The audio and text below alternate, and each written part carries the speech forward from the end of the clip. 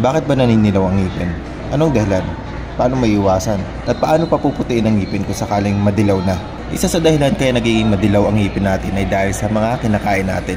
Ang mga pagkain na malakas makamansya or malakas kumapit ang kulay sa ngipin, kagaya ng kape, tea, wine, toyo, cola, hindi lang sa pagkain, nakukuha din natin niya sa paninigarilyo.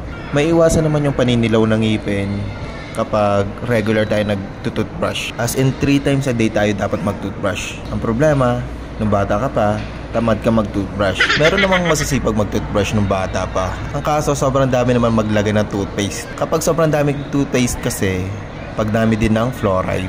Kapag nasobra ng ngipin mo sa fluoride, pwede ito mag-cause ng fluorosis.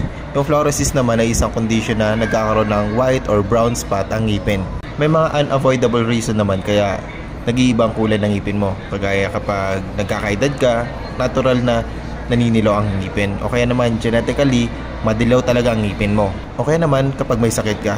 May mga sakit kasi na may side effect na nagkakos ng paninilaw ng ngipin. Kagaya ng liver disease, calcium deficiency, at iba pa. Pwede nga rin mag-cause ng paninilaw ng ngipin ang pag-iinom ng mga gamot. Hindi mo na maiiwasan yung mga ganyang klaseng bagay. Hindi lang kulay dilaw ng ngipin ang pwede mangyari sa ngipin mo ha. Pwede rin maging color brown yan. Kapag color brown naman ang ngipin mo, makukuha mo naman ito sa pagyoyosi. Kapag kulay gray naman, meaning may mga nerves sa loob ng ngipin mo na namamatay. Kapag may white spot ka sa ngipin, meaning nasobraan ka sa fluoride nung bata ka.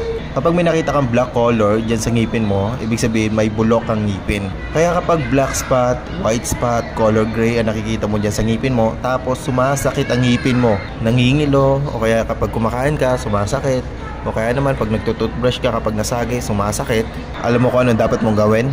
Pumunta ka sa pinakamalapit na dentist dyan sa inyo. Pero kung sakali naman na naninilaw yung ngipin mo o kaya kulay brown o kaya naman may mga black spot pero hindi sumasakit ang ngipin mo, subukan mo ito.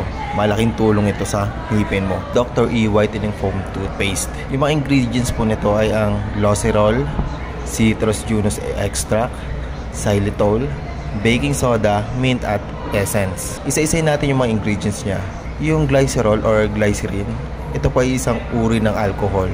Nakakatulong ito para mabilis na matanggal ang mga moisture sa enamel. Yung enamel po, parts po ng ngipin yon. Isa sa mga ingredients niya, yung tinatawag na Junus Citrus. Yung Junus Citrus, meron siyang antioxidant na nakakatulong para matanggal ang bad breath kung meron kang bad breath. At meron din siyang ingredients na xylitol na nakakatulong naman para pigilan ang mga bakterya na kumapit sa ngipin para mabawasan din ang chance na magkaroon ka ng plaque. Kasi kapag kumapal ito, magiging tartar na yan. At kapag may tartar ka na, di na kayang tanggalin niya ng pagtututbrush lang. Talagang kailangan mo pumunta sa dentist. Kadiri yun. Meron din po siyang ingredients na baking soda. Marami din ako napapanood na videos na nagbibigay ng advice na nakakaputi daw ng ngipin ang baking soda. Dahil nga kapag pinag-combine mo ang tubig at ang baking soda, nagkakaroon ng alkaline solution na nakakatulong sa paglinis ng ngipin. So, paano ko ba ito ginagamit? Ni-spray ko lang naman siya diretso sa bibig ko, mga 2 beses, tapos ibabrush ko na siya gamit ang toothbrush ko. Makikita mo yung result nito mga 3 weeks na tuloy-tuloy na paggamit. Yun lang naman, click mo na lang yung yellow basket yan kapag gusto mo bumili. Yun lang naman, peace out.